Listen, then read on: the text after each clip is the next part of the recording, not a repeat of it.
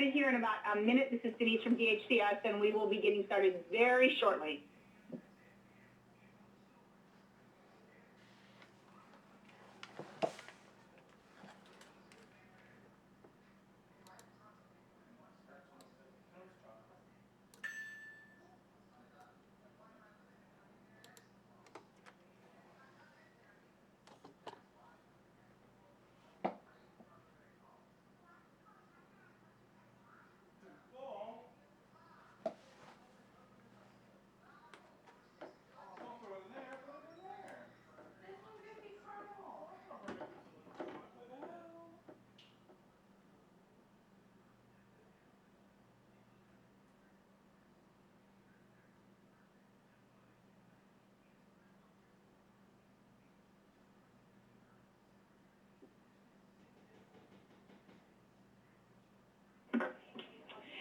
Good afternoon and welcome to the CBAS Community-Based Adult Services Eligibility Determination Process and Tool Training.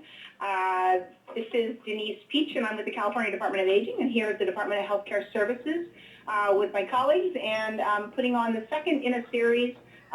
For those of you who missed the training a couple weeks ago for the managed care plans, we've been doing this training for our DHCS nurses, our CBAS providers, and the plans. And so this is our second time doing the training for the plans so that we can make sure that we got as many of you trained on this new tool as possible. So welcome, and we're going to get started here today, I think, with introductions around the table for who's going to be presenting today, and then we'll go through the agenda.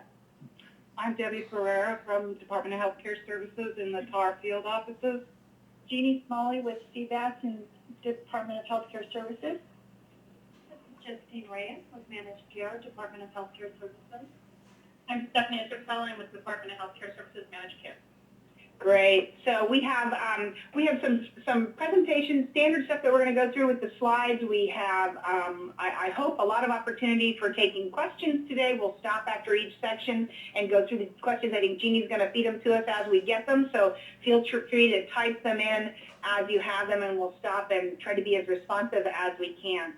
So top of the agenda here, what we're going to do is run through a few overview slides or just review slides, and some of these you will notice if you remember back to trainings that we did back in September and in July of last year when we were phasing in the CBAS program in managed care. We did some training for the plans, and some of these slides are in this presentation, and just for the purpose of reviewing today, we kept them in there so that if you have a need to reference things around time frame and workflow, et cetera, they're in there. Not expecting to spend a great deal of time covering them today, but we kept them in for your reference. After that, we're going to talk about eligibility adjudication process requirements. So again, some general things that are in there for review. We'll touch on them briefly. And then we're going to go to the main part of our discussion today, which is about the new CBAS eligibility determination tool. 2.0 is the new version and the changes that are in that new tool. So we'll review that. That's where we're going to spend the bulk of our time today. And then we have some additional discussion about eligibility categories under CBAS. We'll be reviewing that and the medical necessity criteria. We'll have some conversation towards the end about level of service adjudication considerations. So some of those things that go into decisions around days per week authorization for CBAS services. Under number 7 there, the face-to-face considerations and lessons learned. Again, some slides, some of which you've seen before, some of which are new lessons learned that we put in there as tips and information for you in considering some of the face-to-face effort. And then we have a little bit of a summary, and we'll take questions at the end. So that's what we have in store today. And again, I'll remind you to send in your questions to us as you have them, and we'll be interacting with you as we go. So starting from the top, for those of you who are brand new to the CBAS program, this is a slide that we've had in before. For some of you who've seen it before, and it basically just explains what happened with the adult day healthcare program and the transition to the new CBAS program on April 1st. So the old adult day healthcare program on which this CBAS program is based ended on March 31st, 2012. There's a little definition there about what the program is. It's still in law, the Adult Day Healthcare Program, and the CBAS program is all of those rules that apply to Adult Day Healthcare also apply to CBAS. So very similar program structures, but the old program ended in March of 2012, and the new program, CBAS, began on April 1st. The CBAS program is under the Bridge to Reform waiver, and these same services as under ADHD are now being provided under the CBAS program as a managed care benefit, no longer as a state plan optional benefit. The objectives of the program there to restore or maintain capacity for self-care for frail elderly persons or adults with disabilities, delay or prevent inappropriate or personally undesirable institutionalization, and then the partnership that is stressed in this program between the participant, the family, caregiver, primary care physician, and now, of course, managed care plans to keep people in the community and maintaining their personal independence. So this is just some background information on the program. More background information, and we'll talk about this a bit later. The CBAS core services versus additional services, the services that are available in the CBAS center, in the CBAS setting, the core services. These are services that each participant is required to receive each day that they attend the center, and they are professional nursing, social services and or personal care, therapeutic activities, and one meal per day at least offered. For some, they're unable to consume it. But that's those are the basic core services that are required each day, and then the additional services listed there, the therapies, PT, OT, speech, mental health services, RD services, and transportation. Those are as-needed services. So that's just the background on sort of some of the program components for CDAC, and we'll touch on that some more later. So getting into some of the thick of it here with the new CBAS eligibility determination tool. This is a little bit of background on how we got here. In the transition from adult day healthcare to CBAS, we used a tool, the original CEDT version 1.0, and that version was designed in the legal settlement agreement that created the CBAS program, and that version was designed to help us through the transition, moving people out of the adult day healthcare program, and as they met the new criteria, transitioning them into the CBAS program.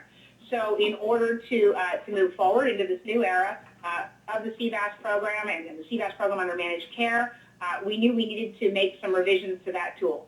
So DHCS convened a work group in October of 2012. The purpose of that work group was to establish an updated version of the CEDT. We needed to identify and prioritize the issues with the existing CEDT, that version 1.0, and all of the related business and completion processes, and then define what would be needed in the new tool going forward and the completion processes for that. So that was our charge. The people who participated in this work group were, among the key stakeholders, the Department of Healthcare Services, the California Department of Aging, managed care plans, CBAS providers, and members of the CBAS participant community. So all of us worked together on developing the tool we're talking about today. The initial planning session happened in early October. We gathered for a day-long session down in Los Angeles, and we sketched out what the work group activities would look like and the meeting dates. We had 6 working sessions in October and November, and the result from that was a revised CEDT prototype and also a set of instructions for completion of this new CEDT form. The CEDT 1.0 did not have a version of instructions that was developed by the department and provided step-by-step detail of what the expectations were for completion. So the new prototype had instructions with it as well. We did beta testing in late November and early December, and from that beta testing with the plans who participated and the Department of Healthcare Services Utilization Management Division nurses who had spent a great deal of time working with the version 1.0, they went out and tested the 2.0 version, and gave feedback. We made modifications from there, and then that brings us up to where we are today with moving forward to implementation of the new CEDT version 2.0 on April 1. And to be clear, the new version of that form will be implemented on both with the managed care plans and with the fee-for-service side of the house, those individuals who will remain in regular Medi-Cal and have services determined by DHCS UMD staff.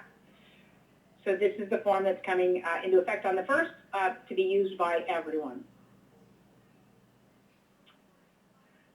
And just so you know, concurrent with the CEDT version 2.0 implementation on April 1st, I think we lost part of our slide here, the fee-for-service side of the house, the DHCS process will also change to mirror that of the managed care workflow. For those of you who have been involved with this, understanding that the face-to-face eligibility determination that's required for CBAS participation, that process under the fee-for-service side will now also, just like managed care, be done up front prior to any authorization of services through the TAR process.